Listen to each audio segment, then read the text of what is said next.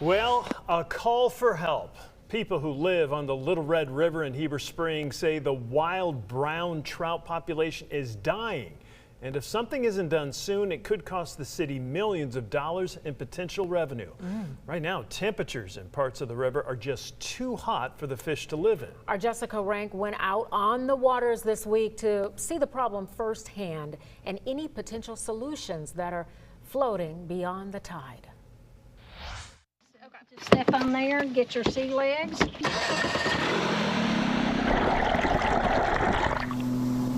This river means so much. It has saved a lot of lives.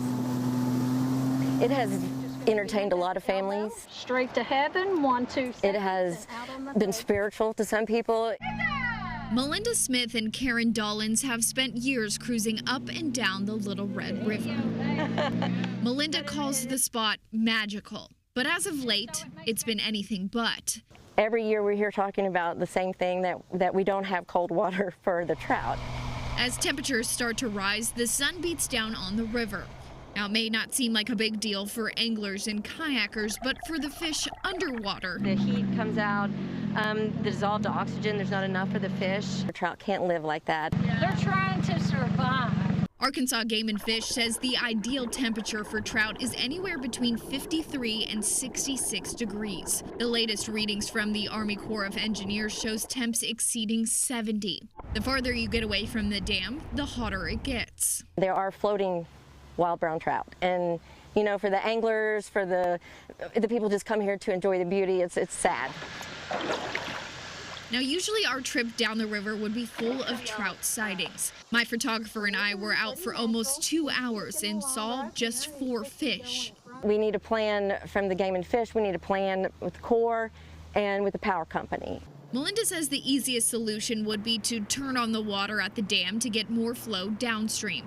Now, this would do 2 things. It would increase water levels and cool temperatures. But Melinda says there are regulations in place that prevent an easy transition. It will take an act of Congress to get them to turn on the water. Anglers like Melinda and Karen are begging the public to reach out to their representatives for a change.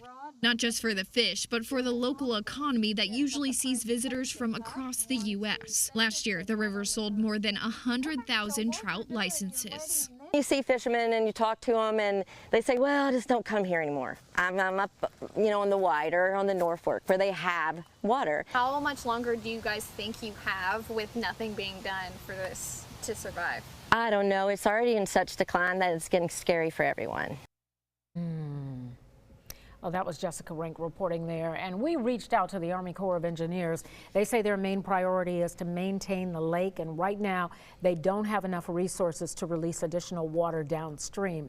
They also say the extra release is not laid out in the water control plan. So again, they say state representatives will be the ones that can make a change in all of that. And hopefully they will.